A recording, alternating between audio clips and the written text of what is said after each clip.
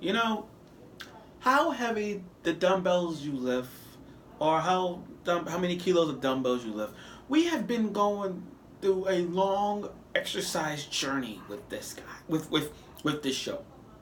We have learned so much over the course of these 12 episodes about the importance of your body.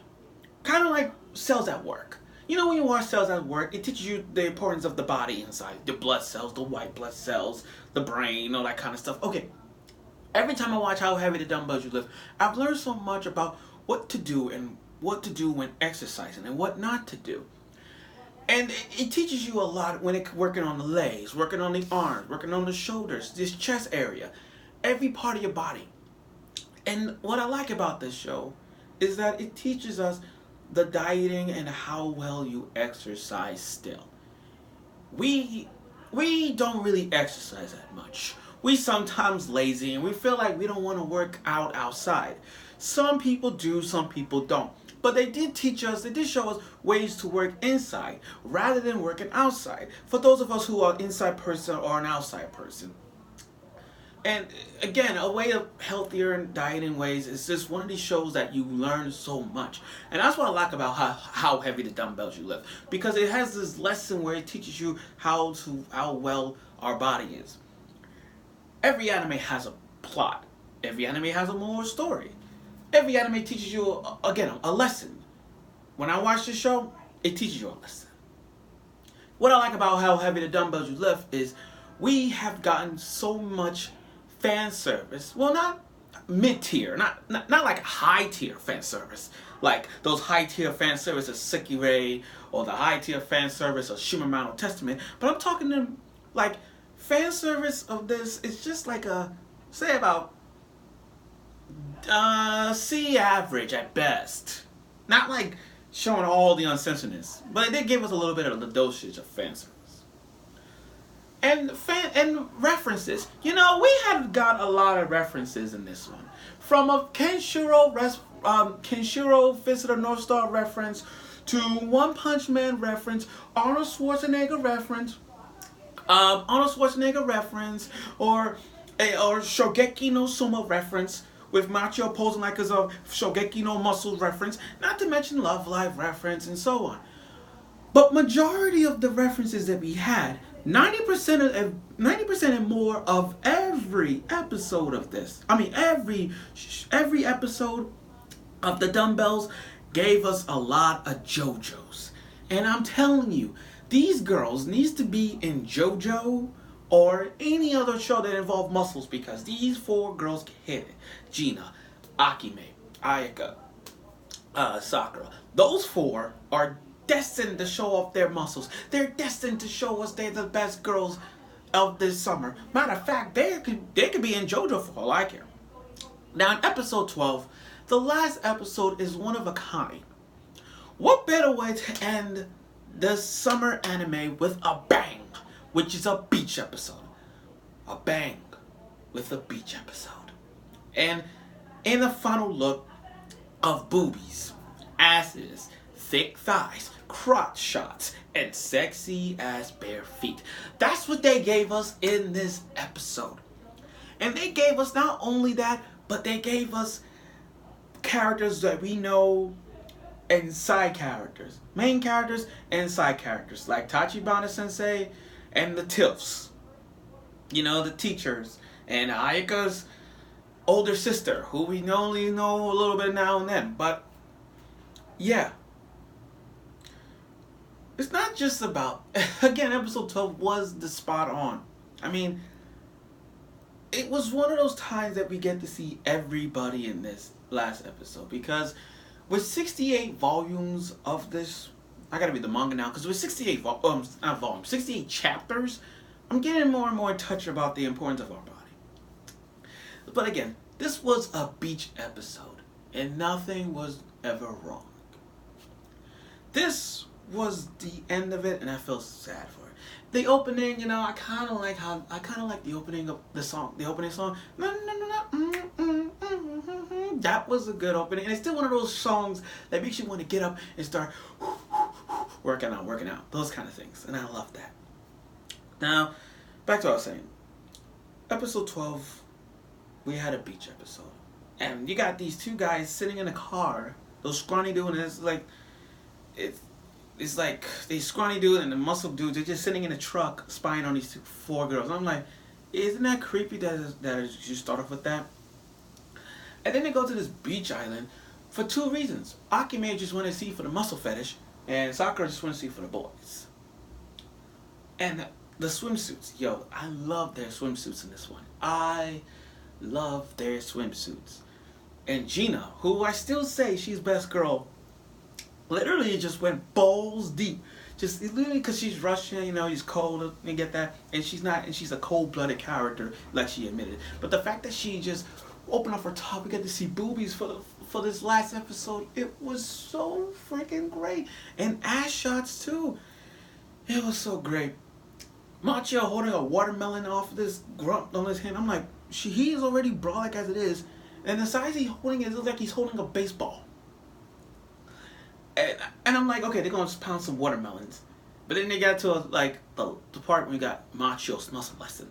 And I'm telling you right now, by the time this comes out to a DVD, it's going to have a box set where you got like, here's the Blu-ray DVD, and here's like the standard DVD, and here's kind of Machio's muscle lesson on the third pile, and then on the bottom pile of this box set, it comes with like other ways to work out. And I'm like, oh my god. But again, it was working on the shoulders, like doing the shoulder blades on the traps. And again, what I like about this was that every girl that does exercise, we get to see them fan service on their nakedness, which was fun. Now, I can't even imagine on the last episode of this, what better way to make JoJo great again was Akeme posing like a JoJo character. And like I said, I'm not a big fan of JoJo. I never was. But the fact that Akeme pulled off a JoJo pose clearly stands out that she has it going on. I'm like, okay, all you JoJo fans, watch this show. And if the creator was to see this right now, he could have just take Akeme, put her into the world of JoJo, and she would have been the best, hey, dare I say this, best female JoJo character we ever had on that program. So they all doing a talent show. And, well, before that, Akeme and Sakura's faces at all, when they realized there's not a lot of hot guys doing the competition, their face was like, there. That was the moment, when you realize, like, it's that moment when you realize you got something, like, it's like one of those moments where you found out that the show that you really waited for has been canceled, and you're like, boom, that's the face right there. So they doing a competition. Gina was about to do hers, but then some Russian chick stole her idea, and she got disqualified. And I'm like, wow, Gina was out, and she was about to pull off something. Ayaka, on the other hand, she was about to go deep, like doing the dragonfly pose, you know, the dragonfly leg lift, and she's about to go in with her onesie swimsuit. I thought, but why they gotta block it? Yeah, how you gonna make episode 12 great if you're gonna block her outfit like that? Don't. But then leave it to Akeme. Yo, I never thought Akeme was that strong enough to begin with. I mean, I know she has a muscle fetish and all, but damn, the way how she doing push-ups while doing a handstand, that is pure glorious right there. I mean, don't get me wrong, Akeme is top 3 for me, but damn, she is. The way how she did it with her ass sticking out, well, doing handstands while doing it, it was really great. And again, we had a lesson regarding push-ups. And push-ups is the most common exercise to do. It's one of the most common exercises to do because all you do is just put your hands to the side, bend your elbows, but you gotta do, it's a posture. It's how you do push-ups in a way. People put their feet by the door and start doing push-ups like that. But there's a posture to doing push-ups. And I like about that because we do push-ups on a regular basis. Now it was Sakura's turn. And Sakura, what a way to bring back episode 1 one more time with a punch that she did. We're talking about whoosh, one punch, the hell out of that punching bag. What a way to relive that moment one more time. Back when I did the episode, I'm like, she could beat One Punch Man, or she could beat anybody with a one or anything. But the way how she freaking one punched that, and I'm like, okay, is it possible that she could beat the main character from Hajime no Ippo? I think so. Is it possible that she could beat Saitama? Maybe. Like, I could imagine a scenario where Saitama doing this. And Saitama asks Sakura, okay, punch me in the chest. And there's like one punch, and I'm like, that could work.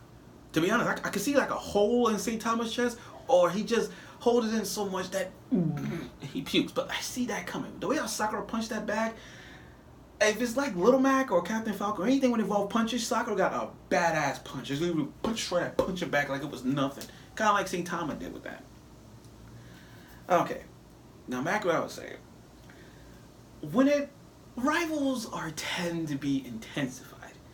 Rivalries anime rivals do have some humor in it, comedy wise, and a lot of strict things going on. But they both have a goal. Some rivals do have a goal in mind. And when I see Sakura and Akeme in the finals and they try to do bench presses, it had that little moment of flashback where we were like, okay, this is the first thing we did when we first started the gym. And the intensity was doing 10 bench presses on it. It was one of those times you get to see, okay, this is gonna be great. I was kind of cheering for them. I was hoping to see if the rival would be better, because the relay race wasn't. It was the rivalry there, but those two put the rivalry up to the point where it's like, okay, this is it. Summer anime, two girls that we all love gonna be fighting for the title. Who's gonna win? And when they were about to do it, the intensity was freaking Dragon Ball aura. It was like that aura, red versus blue aura, clashing like this, all Dragon Ball form. And it was intensified. But then at some point, I kind of laughed, because it's like Akeme did 10, Sakura did 0. And I'm like, what? And all because of one stupid reason. She didn't win. I mean, Sakura didn't eat. That was the dumbest thing I've ever seen. I thought there was going to be a tie. I'm going to be honest. I thought it was a tie again. But I'm like, she lost. She did nothing because she was hungry. That's some humorous comedy right there. Now, let's be honest. If she was full, Sakura should have won. And I'm saying that because I know how she is. When she eats, she gets full 100% mode, Super Saiyan, whatever, and just literally just do these bench presses quick than Akeme. So I can see Sakura beating Akeme. But I like the ending though. The ending was really. It's not the ending, you know how muscle, those kind of things. The ending was kind of romantic, you know. It had that little sad ending type vibe going on. And seeing Sakura and Akeme on the beach, it was kind of like a Yuri shipping still. From these two sitting on the beach talking about their accomplishments, all that stuff, to it was like the shipping.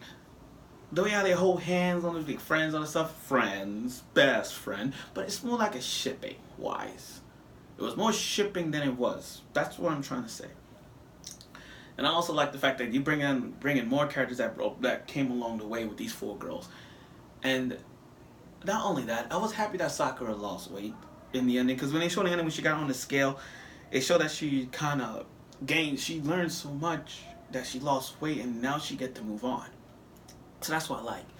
So, episode 12 was that great episode. It had all the elements in this, from references to thick shots. Thick thighs, boobies, fan service, you name it. They put all of the references, every dosage of fan service, every dosage of everything we have liked from this point, from the first episode, and put it on to episode 12. Now, overall, How Heavy the Dumbbells You Lift is a great show. It teaches you the lessons of your body. It teaches you what to do and what not to do when you're exercising. It's this show that makes you want to get up and exercise even more.